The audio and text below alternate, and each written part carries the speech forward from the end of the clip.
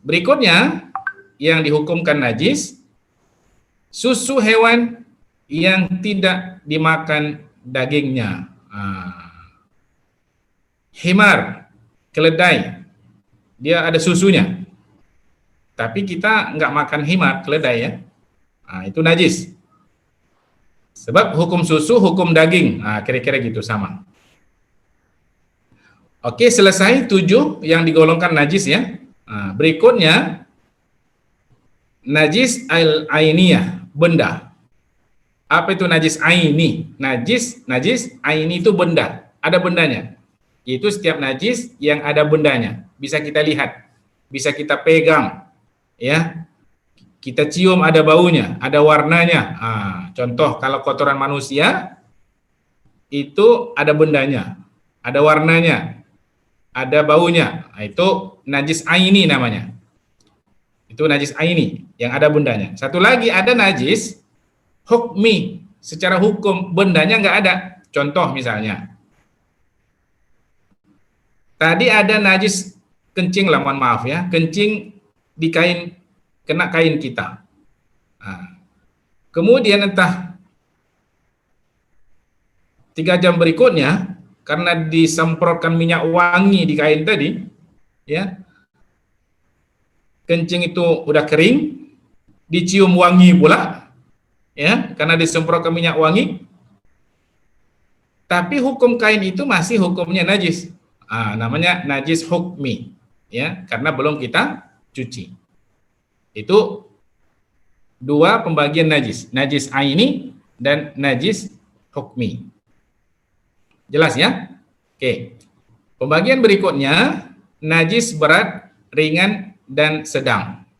Ini kita cepatkan saja. Najis berat, kalbun dan khinzir, ya, dan semuanya, mulai dari ujung rambut sampai ujung kakinya, ya, itu semuanya adalah najis berat. Cara membersihkannya adalah dengan cara disamak. Oke. Kemudian najis ringan. Ini yang pertanyaan minggu lalu ya, pertemuan yang lalu. Najis ringan ini adalah kencing anak laki-laki, bukan anak perempuan. Anak laki-laki. Anak laki-laki yang belum makan selain susu ibunya dan belum berumur 2 tahun. Ya. Ini najis ringan namanya. Cara membersihkannya cukup dipercikkan air. Ambil air, dipercikkan di tempat najis. Kalau sudah dipercikkan begini, jadilah kain tadi yang kena pipis itu hukumnya suci.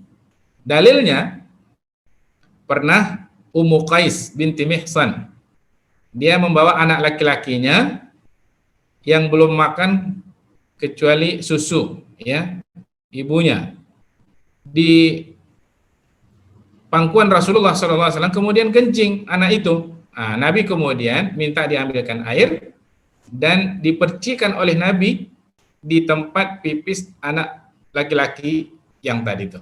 Jadi Nabi sendiri, perbuatan Nabi itu jadi diambil hukum bahwa hukum kencing anak laki-laki yang belum makan apa-apa kecuali minum susu ibunya, belum sampai 2 tahun, maka cara membersihkannya seperti itu. Kemudian najis pertengahan selain itu. Ya? Kalau susu kaleng macam mana, Ustaz? Susu kaleng? Ya. Susu kaleng najis. Najis pertengahan. Jadi susu ibu ya. Susu ibu. Beda itu susu ibu dengan susu kaleng. Baik. Adapun najis pertengahan selain itu, selain yang ringan dan selain yang berat, ya, selain itulah. Dan cara membersihkannya, kalau dia tadi ada bendanya dibuang, dibersihkan sampai hilang baunya, warnanya. Oke. Kemudian kalau najis hukmi juga sama seperti itu. Nah, kalau kemudian susah untuk menghilangkan warnanya, kadang-kadang darah ya, kita udah cuci masih ada warna, itu dimaafkan. Kira-kira begitu. Baik, kalau susah hilangnya. Nah, berikutnya ini najis pertengahan juga termasuk mazi. Ini mazi. Ya. Contohnya ini mazi. Yang kita katakan tadi kalau orang syahwat keluar mazinya, ya. Dalilnya Ali bin Abi Thalib radhiyallahu taala anhu. Kata Ali, kuntu rajulan mazza'an. Saya ini laki-laki yang sering keluar mazi. Itu Ali bin Abi Thalib. Jadi orang yang sering keluar mazi ini menunjukkan badannya sehat. Ya. Bukan penyakit, sehat. Cuma fastahyaitu an as'ala Rasulullah. Saya malu untuk bertanya kepada Rasulullah. Kenapa? Karena istri Ali ini Fatimah anak Rasulullah. Jadi Ali ini segan sama mertua. Apa hukum mazi itu apa? Malu dia bertanya. Sebab Fatimah itu istrinya. Maka disuluhnya sahabat yang lain bertanya, namanya Miqdad ibn al-Aswad. Ya, cobalah kau tanya dulu apa hukum mazi itu. Pergilah Miqdad bin Aswad ini bertanya kepada Rasulullah Shallallahu Alaihi Wasallam. Ya, jadi Ali ini segan dia sama Nabi. Fasa'alahu, ditanya. Maka kata Al-Miqdad, fihi al-wudu, cukup berwudu. Jadi maksudnya wali Muslim dalam riwayat yang lain disebut yaghsilu dzakarahu wa yatawadda, ya. Dibasuh zakarnya, maksudnya mohon maaf ya, kemaluannya dibasuh. Ini menunjukkan disuruh basuh, artinya apa? Itu najis. Sama seperti kalau buang air dibasuh kan? Itu najis. Kemudian ya tawadda, dia berwudu. Oke. Kemudian kaifiyat at-tathhir minan najasat. Ini sudah tadi ya, kita lompatkan saja bagaimana kita membersihkan dari najis. Kalau najis besar disama, kalau najis ringan sudah kita jelaskan, kalau najis pertengahan ya kita hilangkan bendanya, warnanya dan baunya. Itu najis pertengahan. Contohnya kena kotoran lah, kotoran anak kita misalnya ee-nya, ya. Gimana cara bersihkannya? Buanglah ee-nya dulu, dibuang ee-nya. Kemudian warnanya udah nggak ada lagi, baunya udah nggak ada lagi, maka sekarang hukumnya sudah dianggap suci. Tapi ingat, kalau membuang najis ini itu airnya harus dialirkan, ya. Jangan masukkan pakaian bernajis dalam tong misalnya, kemudian setelah kita kasih rinso, kita masukkan ke situ, kita masukkan air bersih, ya, kemudian kita peras, kita gantungkan.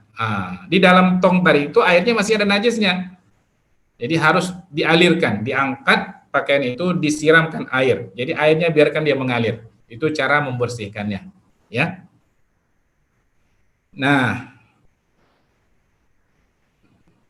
berikutnya ini membersihkan kulit bangkai, selain anjing dan babi. Ini kita jumpa kambing, ya, ditabrak orang, sayang kulitnya, nggak disembelih ya, atau lembu mati, dagingnya nggak bisa kita makan, kulitnya boleh nggak dimanfaatkan? Kulitnya boleh dimanfaatkan, ya. Caranya apa? Caranya dibersihkan, yang bisa menyebabkan kulit itu jadi busuk, bersihkan, ya, sehingga kulit itu nanti kering dan bisa diawetkan. Itu hukum kulit selain anjing dan babi, ya. Hewan yang mati tanpa disembelih. Kalau hewan yang mati sudah disembelih, itu nggak perlu istilahnya didibah, dipakai alat untuk membersihkannya, cukup dikikis aja, ya.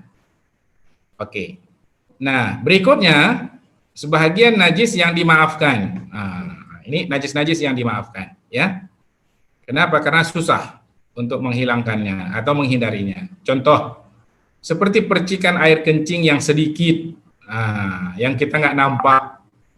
Kadang-kadang kita pipis, buang air, sekarang modelnya orang berdiri, ya, walaupun sunnahnya itu orang jongkok.